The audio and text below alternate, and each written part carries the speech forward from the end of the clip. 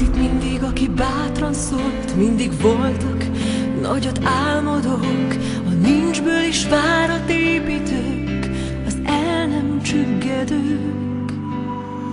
Hány nagy gondolat és mennyi szív, ami századok múltán Isten hív, most is új erőt ad és lelkesít, hogy nagyjá légy megint.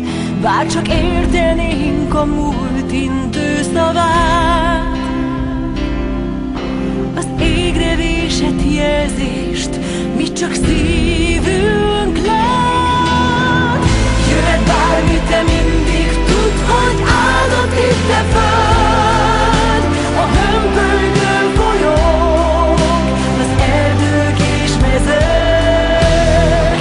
Ez az otthonunk, itt kell élnünk, múltunk és jövőnk. Minden hozzáfűz, állva bennünk testet ölt, így lesz ez örökké. Mennyi érzelem és szenvedély, mely a téli fagyban is visszatér, mindig új tavaszt vár és jót remél, hogy fel ne add, hogy élj. Nem a gyűlölet, a gyávaság, csak a szeretet az, ami visz tovább, hogy szebb napokban is mindig lásd mások fájdalmát. Bár csak értenénk a múlt intő szavát,